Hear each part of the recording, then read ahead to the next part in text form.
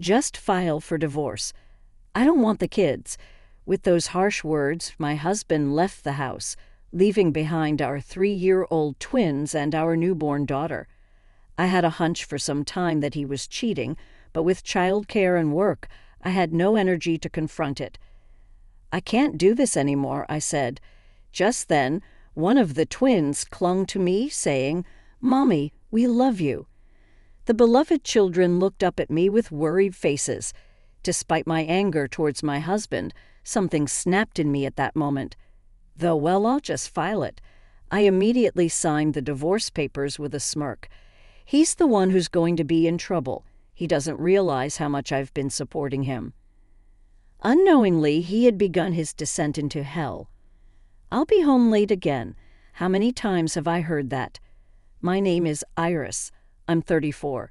We got married 4 years ago, and he was 2 years younger, which led me to spoil him at first.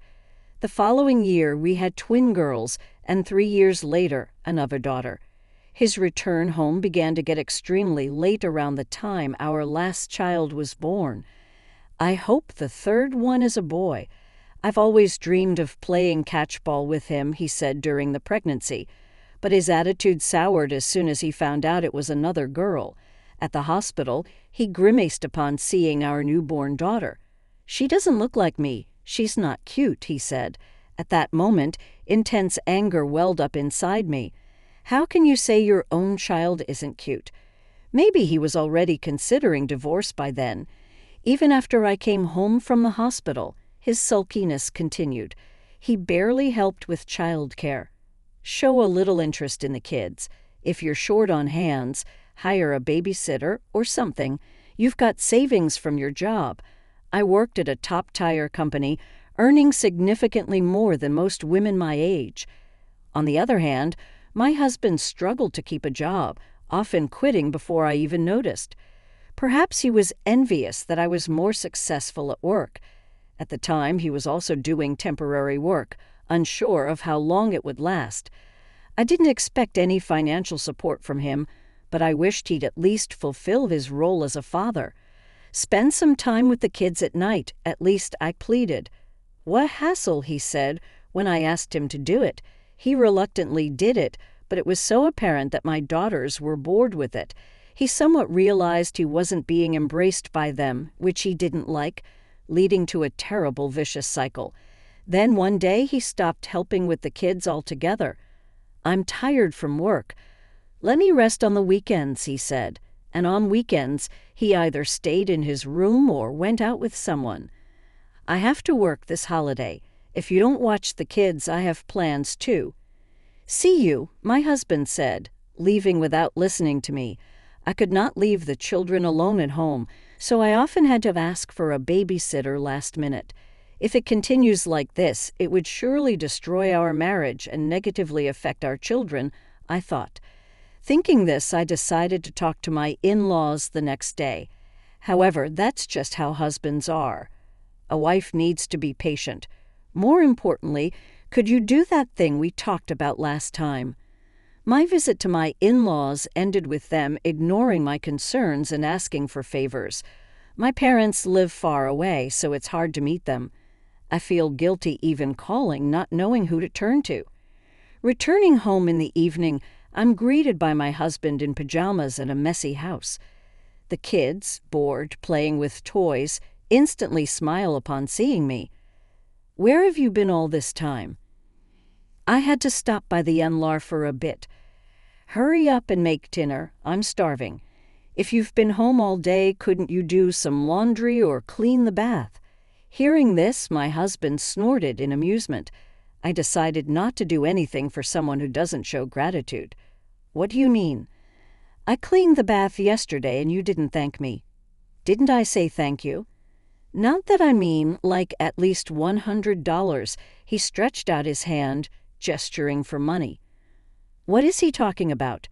I must have looked distant, tired, and irritated. I pulled him aside to the bathroom so the kids wouldn't hear and retorted, "I am working, doing the chores, raising the kids, all of it, and you have never helped." "That's a wife's job." "Then what's your job?" "I work too." He barely earns $1,000 a month and does nothing around the house.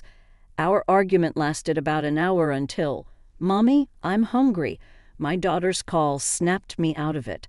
My husband left in a huff, but I ignored him and rushed to prepare dinner.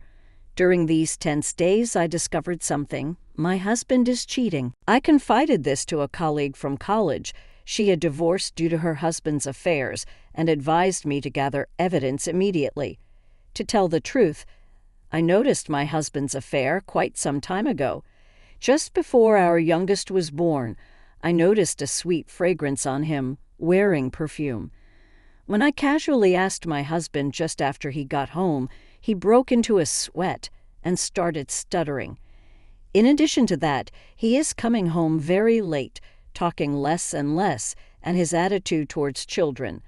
There were many signs, including the disappearance of intimacy, but what really convinced me was a certain event.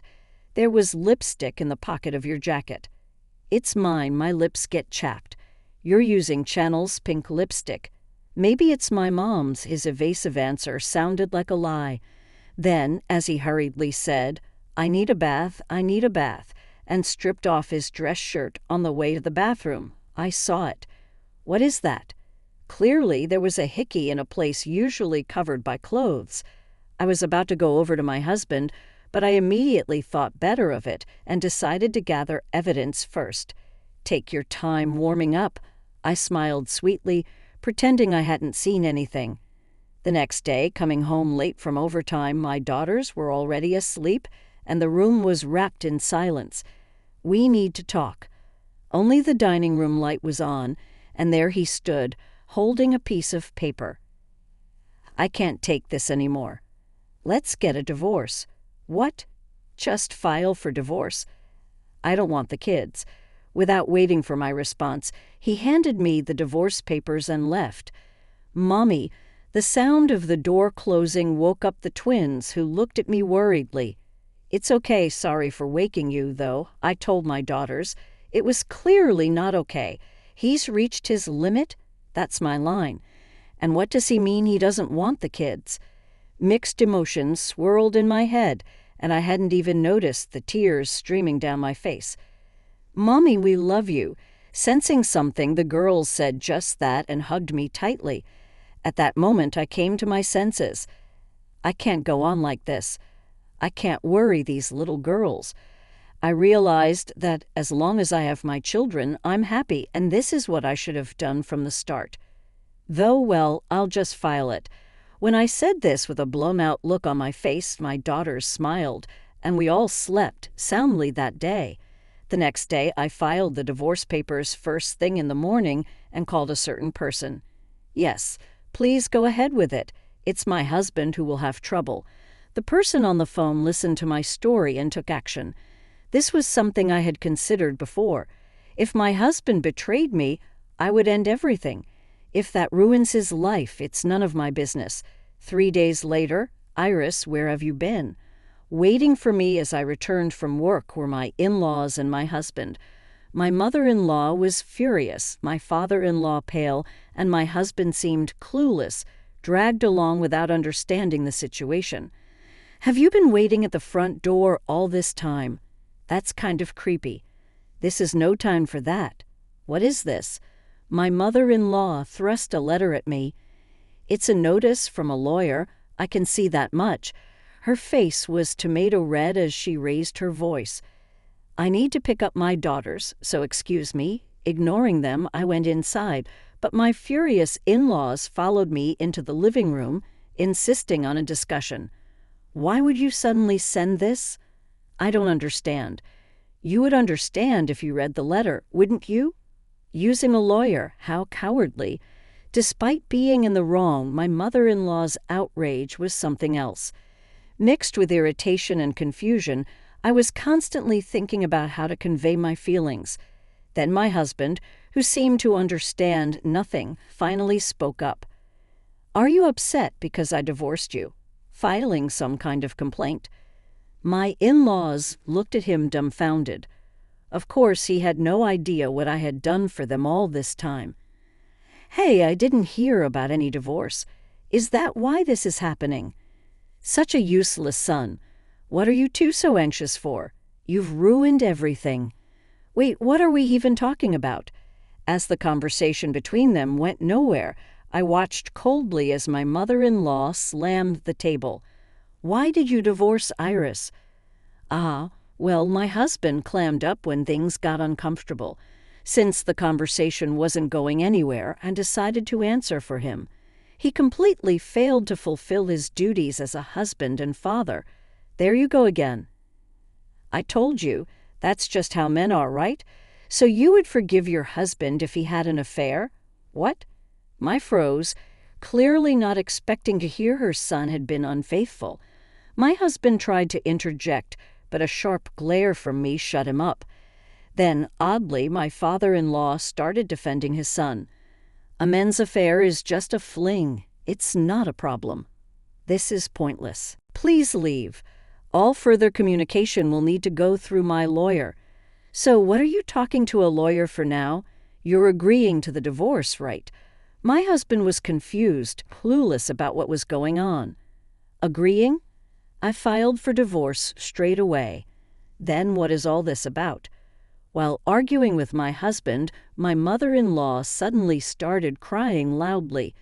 Paying $556,000 in one lump sum is impossible. What large sum? What are you talking about? Who's paying whom? Finally, the moment had come.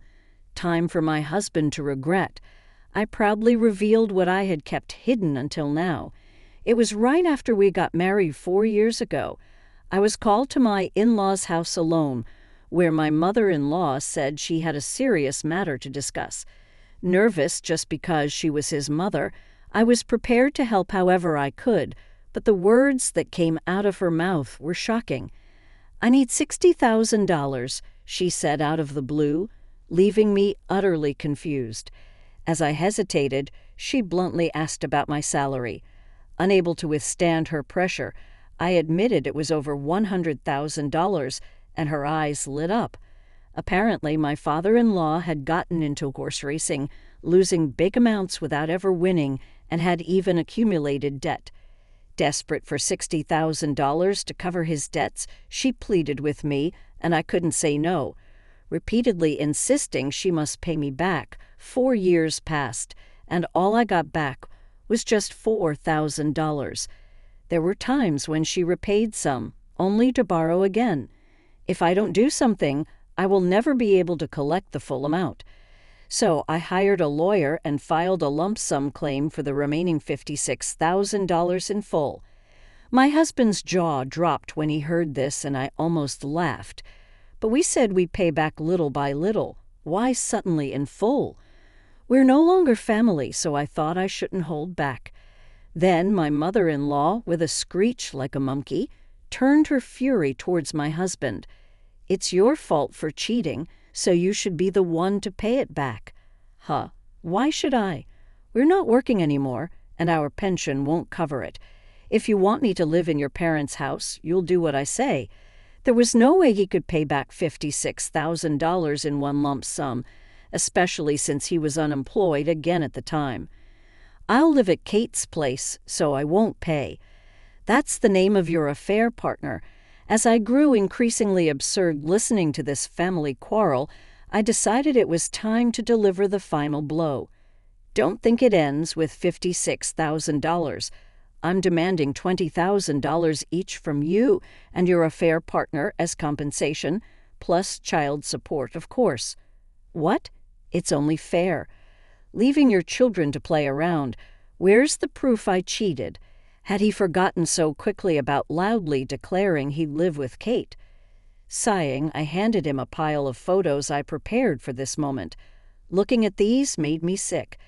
The photos were from his social media, showing him kissing and embracing his affair partner, definitely a no-go as confirmed by my lawyer. Why do you have these? A quick online search brought up your social media. It's amazing you thought it wouldn't be found. My naive husband had kept posting cheerful photos on a public setting. He probably continued to use social networking sites without knowing how horrible they were. I was surprised that he was doing this, being mechanically inept, but it made it easy for me to gather evidence of his cheating. Even my in-laws were dumbfounded, gaping at him. "Please leave now. It's time to go to daycare. At least don't demand compensation from Kate. What if she runs away? That's not my problem." With no resolution in sight, I forcefully kicked the family out. "Open this, help me." I didn't know about the debt.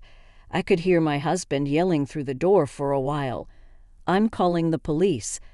I yelled, and the three of them shrugged and left. A year has passed since then. After paying me the compensation, the affair partner disappeared.